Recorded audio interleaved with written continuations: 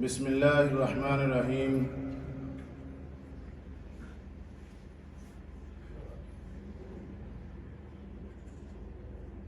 ومن يعتصم بالله فقد هدي إلى صراط مستقیم۔ اور امام شیخ سفیان حفظہ اللہ نے ماشاءاللہ سورہ آل عمران کی جو آیات تلاوت فرمائی ہیں، انہی آیات میں سے آج کا موضوع ہے کہ اس امت کے اندر جو اختلاف ہے، تفرقہ ہے، فرقہ بندی ہے، وہ کیسے ختم ہو سکتی ہے۔ کون سی ایسی چیز ہے کہ جب جب وہ اپلائی ہوئی ہے تب تب امت متحد ہوئی ہے، متفق ہوئی ہے، اور کون سے ایسے اسباب ہیں کہ جب جب وہ امت کے اندر پیدا ہوئے ہیں، امت کے اندر اختلاف، افتراق اور انتشار ہوا ہے۔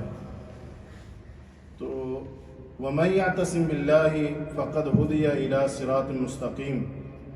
یقیناً وہ ایک ہی رسی ہے، وہ ایک ہی چیز ہے جو اس امت کو وحدت میں پرو دیتی ہے، اور وہ ہے اللہ تبارک و تعالیٰ کی رسی۔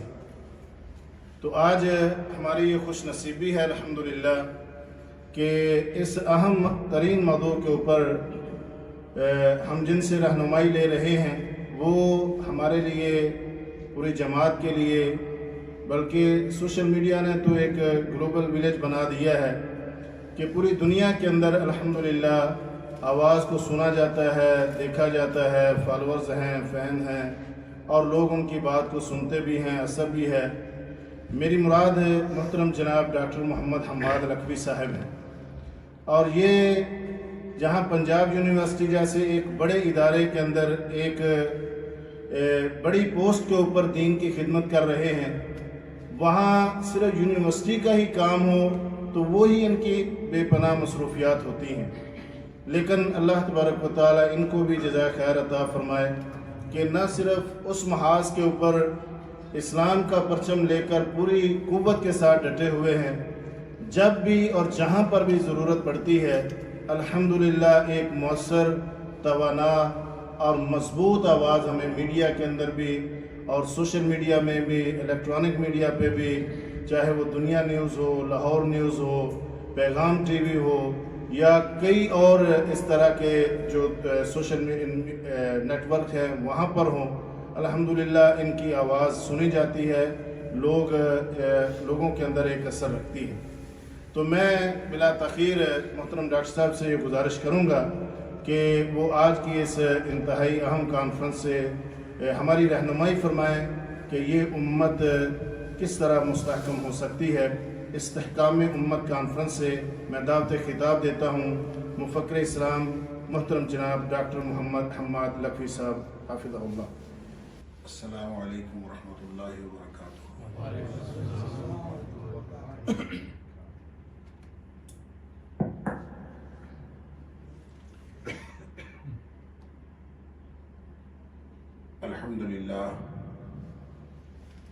الحمد للہ وکفا وسلام علی عبادہ الذین اصطفى۔ اشہد ان لا الہ الا اللہ وحدہ لا شریک لہ واشہد ان محمدا عبدہ ورسولہ صلی اللہ علیہ وآلہ وسلم۔ اللہم صل علی محمد وعلی آل محمد كما صليت على إبراهيم وعلى آل إبراهيم إنك حميد مجيد۔ اللهم بارك على محمد وعلى آل محمد كما باركت على إبراهيم وعلى آل إبراهيم إنك حميد مجيد۔ أما بعد، فأعوذ بالله السميع العليم من الشيطان الرجيم من همزه ونفخه ونفثه۔ بسم الله الرحمن الرحيم۔ واعتصموا بحبل الله جميعا ولا تفرقوا واذكروا نعمة الله عليكم إذ كنتم أعداء فألف بين قلوبكم فأصبحتم بنعمته إخوانا وكنتم على شفا حفرة من النار فأنقذكم منها كذلك يبين الله لكم آياته لعلكم تهتدون۔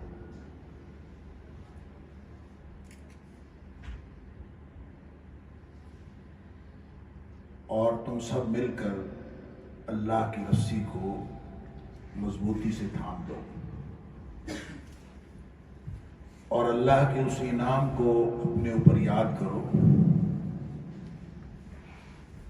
کہ جب تم ایک دوسرے کے دشمن تھے، اللہ نے تمہارے دلوں کو ایک دوسرے سے ملا دیا اور تم سب ایک دوسرے کے بھائی بھائی بن گئے اور تم آگ کے گڑھے کے کنارے پہنچ چکے تھے، پھر اللہ نے تمہیں اس آگ کے گڑھے سے بچا لیا۔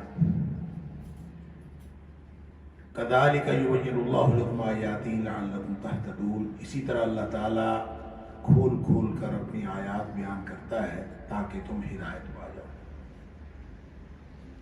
صدق اللہ العظیم۔ اللہ کریم نے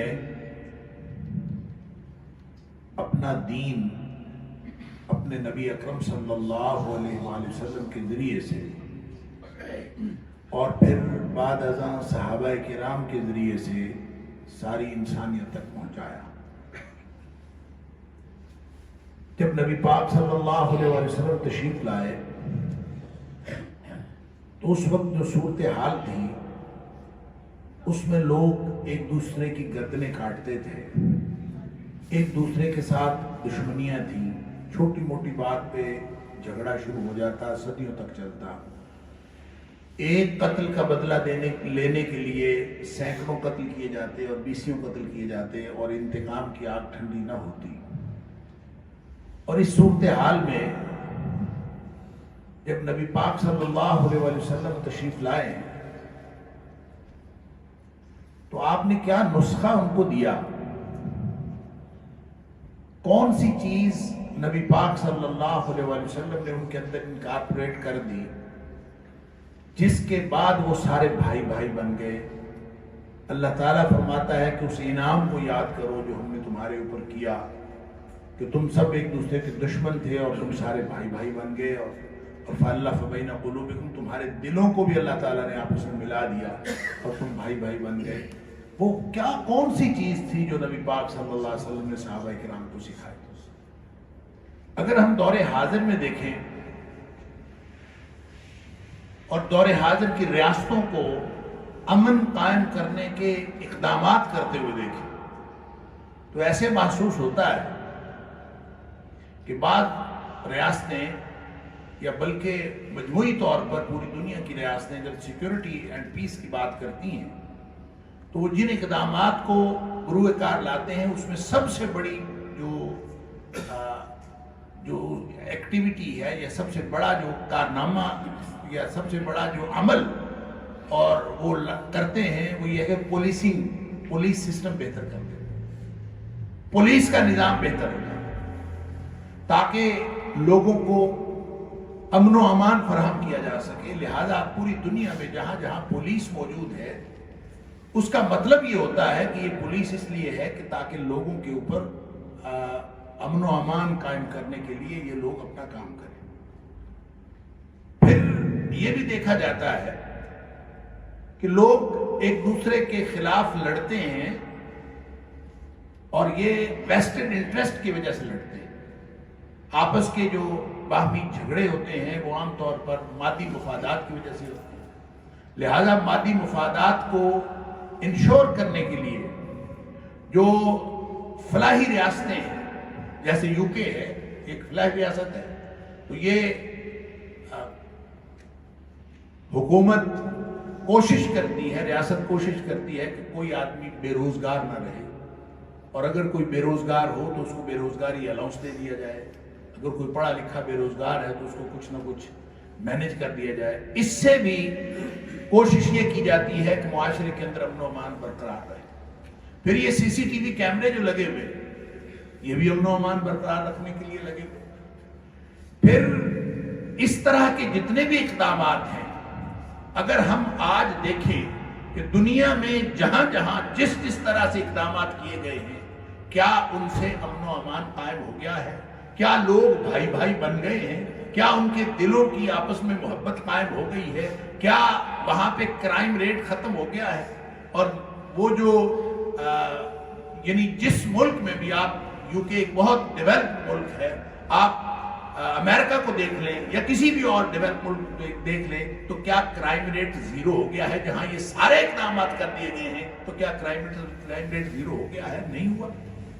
وہاں بھی لڑائیاں ہیں، وہاں بھی چوریاں ہیں، وہاں بھی ڈاکے ہیں، وہاں بھی یہ سب کچھ ہے۔ تو نبی اکرم صلی اللہ علیہ وسلم نے نہ پولیس سسٹم بنایا، نہ داخلی اور خارجی استحکام کے لیے کوئی فوج بنائی، نہ وہاں پہ سی سی ٹی وی کیمرے بنائے، نہ روزگار کے لیے کوئی بے روزگاری الاؤنس بنایا۔ نبی کریم صلی اللہ علیہ وسلم نے ان میں سے کوئی مادی اقدام نہیں کیا۔ تو پھر وہ کون سی بات تھی جو نبی کریم صلی اللہ علیہ وسلم نے کی؟ تو لوگ بھائی بھائی بن گئے، آپس میں محبتیں قائم ہو گئی۔ جو چور تھے وہ لوگوں کے مال کی حفاظت کرنے والے بن گئے۔ ایک دم انقلاب برپا ہو گیا۔ جو کیفیت خراب تھی، جو دشمنیوں کی کیفیت تھی، وہ دوستیوں میں بدل گئی۔ یہ کیا ہوا؟ نبی کریم صلی اللہ علیہ وسلم نے ان کے اندر اللہ کا خوف پیدا کیا۔ اس کے علاوہ اور کوئی کام نہیں۔ ہر ایک، چاہے کوئی انفرادی تھا چاہے اجتماعی طور پر، نبی پاک صلی اللہ علیہ وسلم نے وَاتَّقُوا اللَّهَ وَاتَّقُوا اللَّهَ اتَّقُوا اللَّهَ، پورا قرآن اتقوا اللہ سے بھرا پڑا ہے۔ اور کم از کم یہ کوئی مختلف اسالیب میں جو قرآن میں تقوی، اللہ سے ڈرنے کا حکم ہے، یہ کوئی 500 بار آیا کہ اللہ سے ڈر جاؤ، اللہ سے ڈر جاؤ۔ کیوں؟ اللہ کا خوف دل میں آ جائے گا تو جرم سے جو چیز روکتی ہے وہ صرف اللہ کا خوف روکتا ہے۔ ڈنڈا روکتا ہے، ان لوگوں کے لیے ڈنڈا ہے، اور سزائیں جو رکھی ہیں اسلام نے وہ اسی لیے رکھی ہیں کہ جو مجرم اللہ کا خوف نہ رکھے اور پھر جرم کا ارتکاب کرے، اور ایسے جو مجرمانہ ذہنیت کے لوگ معاشرے کے اندر موجود ہوں، ان کو نتھ ڈالنے کے لیے اور ان کو ختم کرنے کے لیے اور ان کو ان کے جرم سے روکنے کے لیے پھر اسلام نے سزائیں رکھی ہیں۔ اور وہ سزائیں جب دی جائیں گی تو پھر ان سزاؤں کی وجہ سے معاشرے کے اندر امن ہو جائے گا۔ وَلَكُمْ فِي الْقِصَاصِ حَيَاتٌ يَا أُولِي الْأَلْبَابِ لَعَلَّكُمْ تَتَّقُونَ، کہ اگر تمہارے دلوں میں اللہ کا خوف ہو تو یہ بات سمجھ لو کہ جب قصاص لیا جا رہا ہوتا ہے تو بظاہر ایک شخص کو اس کی زندگی اس سے چھینی جا رہی ہوتی ہے، لیکن دراصل اس میں سارے معاشرے کی زندگی وابستہ ہو۔ تو سارے معاشرے کو زندہ رکھنے کے لیے اسلام نے یہ سزائیں دی ہیں۔ لہذا دو کام ہیں جو نبی پاک صلی اللہ علیہ وسلم نے، ایک اللہ کا خوف، اور اللہ کا خوف ڈالا تو وہ سارے مسلمان، وہ سارے جو عرب تھے، جو اجڑ تھے، جن کو قرآن کہتا ہے قوم اللدہ، اڑیل قوم، جھگڑالو قوم، بات بات پہ اڑ جانے والی اور جھگڑا کرنے والی قوم، جب ان کے دلوں میں اللہ کا خوف آیا تو وہ ایک دوسرے کی خیر خواہی کرنے والے بن گئے۔ اللہ الدین النصیحہ، نبی کریم صلی اللہ علیہ وسلم نے ان کو سمجھایا کہ یہ دین تو ہے ہی خیر خواہی کرنا۔ قیل لمن یا رسول اللہ صلی اللہ علیہ وسلم، اللہ کے رسول صلی اللہ علیہ وسلم کس کے لیے خیر خواہی؟ فرمایا للہ ولرسولہ، اللہ کے لیے خیر خواہی، اللہ کے رسول صلی اللہ علیہ وسلم کے لیے خیر خواہی، ولأئمۃ المسلمین ولعامتہم، مسلمان حکمرانوں کے لیے اور ہر ایک کے لیے، ہر ایک کے لیے خیر خواہی۔ جب یہ جذبہ پیدا ہوگا، یہ جذبہ پیدا ہوگا کہ میں نے ہر ایک کے لیے خیر خواہی کرنی ہے، تو پھر معاشرے کے اندر امن و امان بھی قائم ہوتا ہے، ایک دوسرے سے پیار اور محبت بھی قائم ہوتا ہے۔ نبی پاک صلی اللہ علیہ وسلم جب لے کے گئے تھے حضرت خدیجہ رضی اللہ تعالیٰ عنہ کا مال شام کی منڈی میں، ابھی نبی نہیں بنے تھے اور نبی کریم صلی اللہ علیہ وسلم مشہور بھی نہیں تھے، کسی کو نہیں تھا پتا۔ آپ صلی اللہ علیہ وسلم نے وہاں جب شام کی تجارتی منڈی میں گئے تو ایک ہی دن میں نبی کریم صلی اللہ علیہ وسلم پوری منڈی کے اندر مشہور ہو گئے۔ ایک دن میں نبی پاک صلی اللہ علیہ وسلم کی شہرت ہو۔ پتہ کیا ہوا؟ نبی کریم صلی اللہ علیہ وسلم نے کیا کیا تھا؟ آپ نے خیر خواہی کی تھی۔ نبی کریم صلی اللہ علیہ وسلم، رات کو بارش ہو گئی، آپ نے گیلا مال الگ کر لیا اور خشک الگ کر لیا. لوگ آتے تھے، گاہک آتا تھا تو نبی کریم صلی اللہ علیہ وسلم فرماتے تھے اس کی قیمت یہ ہے اور اس کی قیمت یہ ہے، ریٹ کا فرق ہے. وہ حیران ہوتا تھا کہ دیکھنے میں ایک جیسا مال ہے، ریٹ میں فرق کیوں ہے؟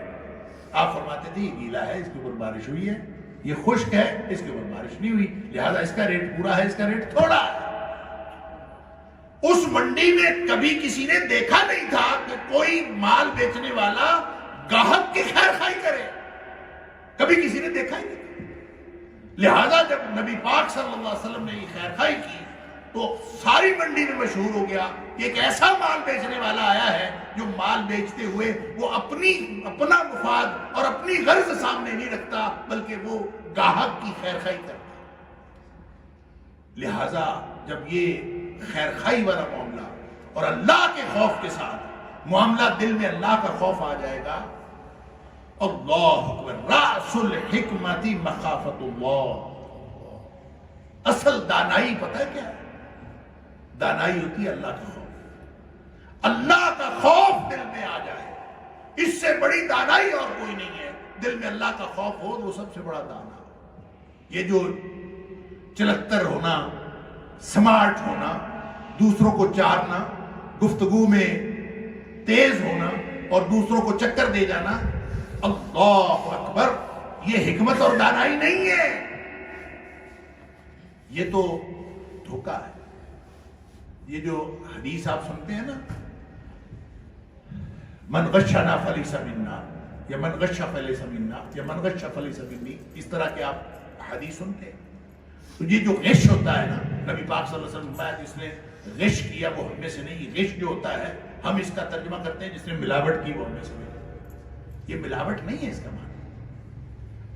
غش کا جو معنی ہے الخدع والمکر، المکر والخدیعہ، یہ لغت کے اندر اس کا معنی یہ ہے کسی کے ساتھ دھوکہ کرنا اور چلاکی کرنا، یہ غش ہوتا ہے. لہذا چونکہ ملاوٹ کرنے والا بھی دھوکہ کر رہا ہوتا ہے اس لیے اس کو بھی غش کہا. تو من غشنا فلیس منا، یہ جو نبی پاک صلی اللہ علیہ وسلم نے فرمایا تھا.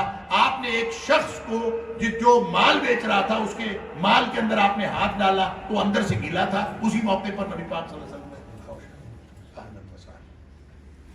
اسی موقع پر نبی پاک صلی اللہ علیہ وسلم نے یہ بات فرمائی. لہذا یہ چلاکیاں جو شخص کرتا ہے اس کے لیے اتنی بڑی وعید ہے. جو مکر کرتا ہے، جو چلاکی کرتا ہے، جو دھوکہ دیتا ہے، جو دوسروں کو جو سمارٹ بنتا ہے، اللہ، اس کے لیے اتنی بڑی وعید ہے کہ فلیس منا، وہ ہم میں سے ہے ہی نہیں. اور یہ جو اس طرح کی وعید کسی بھی حدیث کے اندر جب آتی ہے لیس منا، کہ وہ ہم میں سے نہیں، اللہ اکبر، تو اس کے اوپر محدثین نے بحث کی ہے کہ جب یہ نبی پاک صلی اللہ علیہ وسلم فرماتے ہیں کہ لیس منا، کہ وہ ہم میں سے نہیں، تو کیا وہ امت سے خارج ہو جاتا ہے؟ یہ بات نبی پاک صلی اللہ علیہ وسلم کا یہ فرمان کہ لیس منا، تو اس طرح کا عمل کرنے والا، کیا پھر یہ اخراج امت کا باعث بنتا ہے؟ کچھ لوگوں کا خیال ہے کہ وہ امت سے خارج ہو جاتے ہیں، کچھ لوگوں کا خیال ہے نہیں، امت سے خارج نہیں ہوتے. یہ وعید فرمائی. اگر وہ امت سے خارج نہیں بھی ہوتا تو اس سے بڑی وعید نبی پاک صلی اللہ علیہ وسلم نے نہیں فرمائی. یہ سب سے بڑی وعید ہے جو نبی کریم صلی اللہ علیہ وسلم نے. اللہ، قیس بن سعد رضی اللہ تعالیٰ نے ایک صحابی تھے. دیکھیں ہم ایک دوسرے سے بات کرتے ہیں، اللہ تعالیٰ نے کسی کو کتنی صلاحیت دی ہے، کسی کو کتنی صلاحیت دی، کس کو بہت بولنے کی صلاحیت دی ہے. کوئی آدمی بہت چالاک ہوتا ہے، کوئی چلتر ہوتا ہے، کوئی کم گو ہوتا ہے، کوئی کیسا ہوتا ہے، کوئی کیسا ہوتا ہے. اللہ تعالیٰ نے مختلف صلاحیتیں دی ہوتی. تو قیس بن سعد رضی اللہ تعالیٰ، اللہ اکبر، وہ فرماتے ہیں کہ اگر میں نے نبی پاک صلی اللہ علیہ وسلم سے یہ نہ سنا ہوتا، یعنی ان کو اللہ نے صلاحیت دی ہوگی، وہ لوگوں کو چارنے کی اور سمارٹ بننے کی، لوگوں کے سامنے یہ اللہ نے ان کو صلاحیت دی ہوگی. وہ فرماتے ہیں کہ اگر میں نے نبی پاک صلی اللہ علیہ وسلم سے یہ نہ سنا ہوتا کہ المکر والخدیعۃ فی النار، کہ جو چلاکی کرنے والا اور دھوکہ دینے والا جہنم میں جائے گا، اگر میں نے یہ نہ سنا ہوتا، لکنت من انکر الناس، میں لوگوں میں سے سب سے بڑا چالاک ہوتا، لوگوں کو سب سے زیادہ چکر دینے والا میں ہوتا، لیکن چونکہ میں نے نبی پاک صلی اللہ علیہ وسلم سے یہ سنا ہے کہ لوگوں کو چکر دینے والا وہ جہنم میں جاتا ہے، اس لیے میں یہ کام نہیں کرتا۔ اب کون سی چیز اس کو روک رہی ہے؟ صلاحیت موجود ہے، صلاحیت موجود ہے، لیکن کون سی چیز روک رہی ہے؟ صرف اللہ کا خوف ہے جو روک رہا ہے۔ راس الحکمت مخافۃ اللہ، جو دانائی ہے، اصل دانائی وہ تو اللہ کا خوف ہے، اللہ۔ لہذا جس کے دل میں اللہ کا خوف آ جائے، نبی اکرم صلی اللہ علیہ وسلم نے لوگوں کو دلوں میں اللہ کا خوف پیدا کیا، تو پھر یہ کیفیت بنی کہ فَأَصْبَحْتُمْ بِنِعْمَتِهِ إِخْوَانًا، کہ تم اللہ کے انعام کی وجہ سے سب بھائی بھائی بن گئے۔ اور یہ جو وَكُنْتُمْ عَلَى شَفَا حُفْرَةٍ مِّنَ النَّارِ، سن لیجئے، قوموں کے اوپر، معاشروں کے اوپر یہ حالات آتے ہیں، یہ حالات آتے ہیں کہ ہر چیز بگڑ جاتی ہے، جیسے نبی پاک صلی اللہ علیہ وسلم سے پہلے تھی، ہر چیز بگڑ گئی، بگاڑ کا شکار ہو گئی۔ اس میں اللہ نے نبی پاک صلی اللہ علیہ وسلم کو مبعوث کیا، آگ کے گڑھے کے کنارے پہنچے ہوئے تھے، فَأَنْقَذَكُم مِّنْهَا، یہ اس سے اللہ نے بچا لیا۔ لہذا قوموں کے اوپر جب یہ حالت آتی ہے تو پھر دو میں سے ایک نتیجہ نکلتا ہے۔ قرآن کا فلسفہ تاریخ یہ ہے کہ دو میں سے ایک نتیجہ لازماً نکلتا ہے، یا وہ قوم تباہ و برباد ہو جاتی ہے یا پھر ان کی واپسی ہو جاتی ہے۔ کبھی ایسا نہیں ہوتا کہ وہ قوم اسی طرح زندگی گزارتی رہے، ان کی نسل در نسل اسی طرح چلتی رہے، ایسا نہیں ہوتا۔ یا ان کی واپسی ہو جاتی ہے یا وہ قوم تباہ و برباد ہو جاتی ہے، اس کی جگہ اللہ تعالیٰ نئی قوم لے آتے ہیں۔ یہ قرآن کا فلسفہ تاریخ یہی۔ لیکن واپسی کیسے ہوتی ہے؟ تباہی و بربادی کا تو سمجھ آ گئی کہ اگر ویسی کیفیت رہے گی تو تباہ و برباد ہو جائے، اللہ اس کی جگہ نئی قوم لے آئے۔ لیکن یہ سمجھ لیجئے، یہ واپسی بھی اور تباہی و بربادی بھی یہ ایک دن میں نہیں ہوتی، دہائیاں لگتی ہیں واپسی پہ بھی اور دہائیاں لگتی ہیں تباہی و بربادی پہ بھی۔ اور اگر واپسی ہوتی ہے تو ہم تاریخ میں دیکھتے ہیں کہ کیا واقعہ ہوتا ہے جس کے بعد واپسی ہو جاتی ہے۔ تاریخ میں ہم دیکھتے ہیں کہ جب کسی قوم کی واپسی اللہ کو مقصود ہوتی ہے تو اللہ ان میں نبی مبعوث کر دیتا ہے، نبی آتا ہے، نبی آ کے ان کو اللہ کا خوف دلاتا ہے، اور جب وہ اللہ کا خوف دلاتا ہے تو آہستہ آہستہ معاشرے وَاذْكُرُوا نِعْمَةَ اللَّهِ عَلَيْكُمْ إِذْ كُنْتُمْ أَعْدَاءً فَأَلَّفَ بَيْنَ قُلُوبِكُمْ فَأَصْبَحْتُمْ بِنِعْمَتِهِ إِخْوَانًا۔ حالات آہستہ آہستہ ٹھیک ہوتے چلے جاتے ہیں، قوم کی واپسی ہو جاتی ہے، اور جب واپسی ہو جاتی ہے تو قوم بچ جاتی ہے، وگرنہ وہ آگ کے گڑھے کے کنارے پہنچ جاتی۔ اللہ کریم نے اس آیت میں اسی طرح کیفیت کا ذکر کیا ہے۔ لہٰذا اگر ہم آج اپنی امت کا جائزہ لیں تو اگر ہم آگ کے گڑھے کے کنارے پہنچ چکے ہیں، ہماری معیشت بگڑ چکی، ہماری معاشرت بگڑ چکی، ہماری سیاست بگڑ چکی، 57 ہم سیاسی ریاستوں میں اور نیشن سٹیٹ میں، قومی ریاستوں میں بڑھ چکے، اگر حالات یہ ہو چکے ہیں کہ کچھ بھی ہمارے پاس نہیں بچا، تو پھر آج اگر ہم قرآن کے فلسفہ تاریخ کو دیکھیں تو دو میں سے ایک نتیجہ لازمی نکلے، یا تو تباہی بربادی ہے یا پھر واپسی۔ واپسی ہوتی ہے تو نبی مبعوث ہوتا ہے۔ اب نبی مبعوث نہیں ہونا، نبوت ختم ہو گئی، نبی اکرم صلی اللہ علیہ وسلم آخری نبی تشریف لے آئے، قیامت تک نبی پاک صلی اللہ علیہ وسلم کی نبوت چلے گی۔ تو اب یہ واپسی کیسے ہوگی؟ اب یہ امتیوں کا کام ہے، اب امتیوں کے اوپر یہ ڈیپینڈ کرتا ہے کہ وہ واپسی کا معاملہ، وہ ایسا کام کریں کہ ان کی واپسی ہو جائے اور تباہی و بربادی سے بچ جائے۔ اور واپسی پتہ کیسے ہوتی ہے؟ وہی نبیوں والا کام، ختم نبوت ہو چکا، کار نبوت باقی ہے۔ نبی کا جو کام ہے، جو امت کے سپرد نبی پاک صلی اللہ علیہ وسلم کر کے گئے، اب یہ ذمہ داری امت کے اوپر ہے، میرے اور آپ کے اوپر ہے کہ ہم اگر امت کو بچانا چاہتے ہیں تو ہم امت کو بچانے کے لیے وہ طریقہ کار اختیار کریں جو نبی اکرم صلی اللہ علیہ وسلم نے طریقہ کار۔ اللہ اکبر۔ اور وہ کیا ہے؟ اللہ قرآن میں فرماتا ہے وَمَا كَانَ رَبُّكَ لِيَهْلِكُ الْقُرَىٰ بِظُلْمٍ لِيُهْلِكَ الْقُرَىٰ بِظُلْمٍ وَأَهْلُهَا مُصْلِحُونَ۔ تیرا رب ایسا نہیں ہے کہ وہ جو ظلم کے ساتھ بستیوں کو تباہ و برباد کرتے ہیں۔ ما کان ربک لیہلک القری بظلم، تیرا رب ایسا نہیں ہے کہ وہ بستیوں کو ظلم کے ساتھ تباہ و برباد کرتے، واہلھا مصلحون، اس حال میں کہ اس بستی کے لوگ اصلاح کا عمل جاری رکھے ہوئے ہیں۔ اگر اصلاح کا عمل جاری ہے تو کبھی امت تباہ و برباد نہیں ہو سکتی۔ اصلاح کا عمل جاری ہے تو اس کا مطلب ہے واپسی کی امید جاری ہے۔ اگر اصلاح کا عمل جاری ہے تو واپسی کی امید جاری ہے۔ جس دن اصلاح کا عمل رک گیا اس دن آپ سمجھ لیجئے کہ اب اس کے بعد قوم کا مقدر تباہی و بربادی کی طرح اور کچھ ہے۔ لہذا امت کا استحکام اگر ہم چاہتے ہیں، میں اور آپ، تو اپنے گریبان میں جھانک کے دیکھیں، کیا ہم اصلاح کا عمل جاری رکھے ہوئے ہیں؟ کیا ہم اپنی یا اپنے اہل خانہ کی یا اپنے ارد گرد کی یا جتنے لوگ ہیں، کیا ان کی اصلاح کا عمل ہم نے جاری رکھا ہوا؟ اصلاح ہو گئی ہے یا نہیں ہوئی یہ سوال نہیں ہے۔ سوال یہ ہے اصلاح کا عمل جاری ہے، اور اصلاح کا عمل متقاضی ہے، اصلاح کا عمل متقاضی ہے نقص کے احساس کا۔ جب تک نقص کا احساس نہ ہو آدمی اصلاح کی طرف توجہ نہیں دیتا۔ جب ہمیں یہ احساس ہوگا کہ ہمارے اندر کوئی خامی ہے، جب ہمیں یہ احساس ہو کہ میرے اندر 1000 خامی ہیں، تو پھر آدمی اس کو اصلاح کرنے کی کوشش کرتا ہے۔ اور اگر آدمی یہ سمجھتا پھرے کہ میرے سے اچھا تو کوئی ہے ہی نہیں، اللہ اکبر، میں تو ٹھیک ہوں، مجھ سے اچھا کوئی نہیں،